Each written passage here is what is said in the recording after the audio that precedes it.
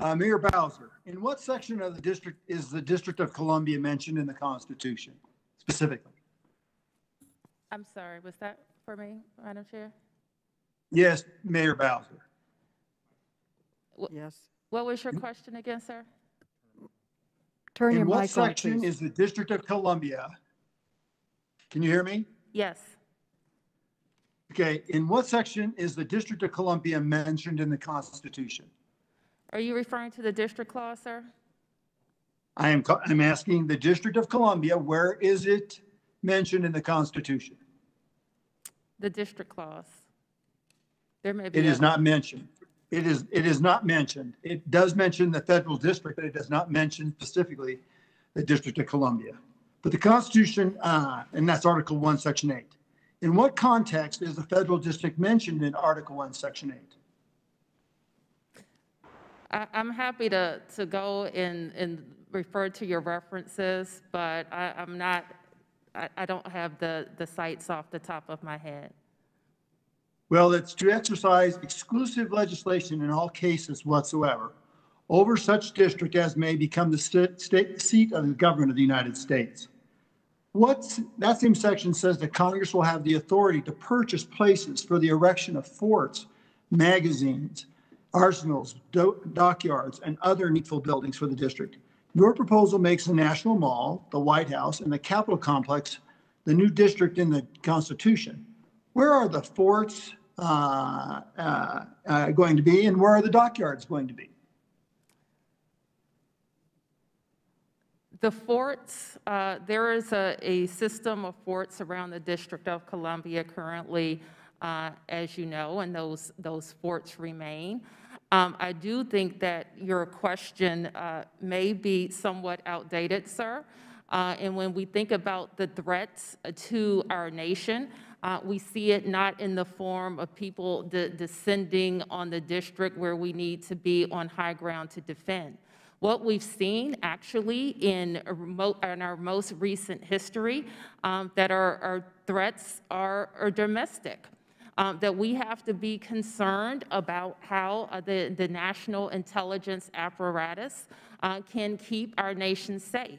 I think what we've also seen is that the new state will be a supporter of the national security and not a detractor from the national security. Our scope here, and if you'd like to get into that, I'd be happy to get into that, because if you're bringing up insurrection, were there any weapons confiscated on the 6th? Yes, sir, there were. And there were weapons confiscated leading up to the 6th.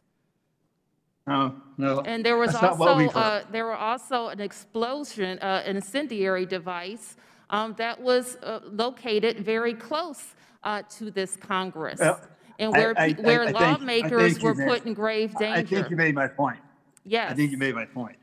Now, it sounds like the Constitution clearly contemplates the district to be an actual city, doesn't it? Were the Founding Fathers just wrong in wanting a separate district controlled by Congress? Could you repeat that, sir? Yeah, it sounds like the Constitution clearly contemplates that the district be a separate city, doesn't it? Were the Founding Fathers just wrong in wanting a separate district controlled by Congress? Were they just wrong? I think that the Founding Fathers recognized that they were stripping the people of the District of Columbia at the time.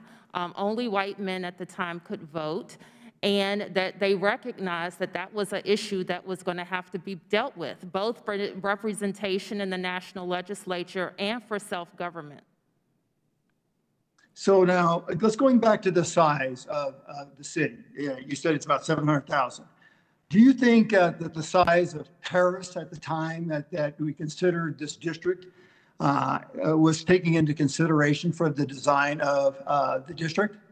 What was the size of Paris in 1801?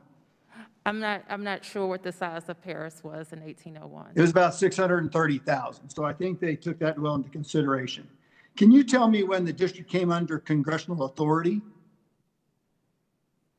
The district 1801 Organic Act, is that what you're referring to? When the residents of the District of Columbia were stripped of voting representation in the national legislature?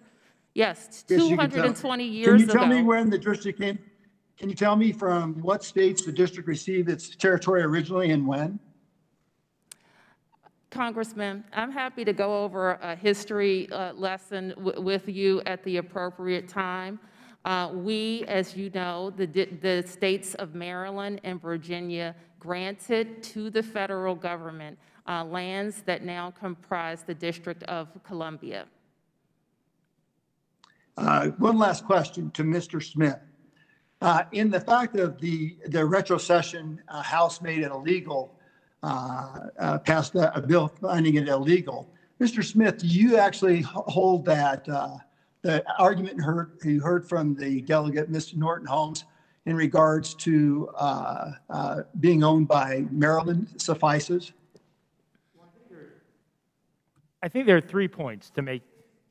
Put your mic on, please, Mr. Smith. Thank you. I think there are 3 points to make in response to that. The first is the Supreme Court has never ruled on whether that retrocession was constitutional. At the time they were asked to consider it, they said too much time had passed. So certainly a timely challenge today would raise many of the same issues that retrocession raised. Additionally, it was a much smaller area that was being retrocessed at the time, only about a third of the district. And most importantly, Virginia consented to that retrocession. And so it only makes sense that Maryland would need to consent to a different use of the land today. Additionally, there's also the issue of the 23rd Amendment, which even if a specific size wasn't specifically for the district, wasn't contemplated under the district clause, I think there's a very compelling argument that the 23rd Amendment, when adopted, certainly contemplated the district being a certain size with a significant population, and that's a view that Attorney General Robert Kennedy also shared. I thank the gentlewoman for, I yield back. Thank you. The gentleman yields back.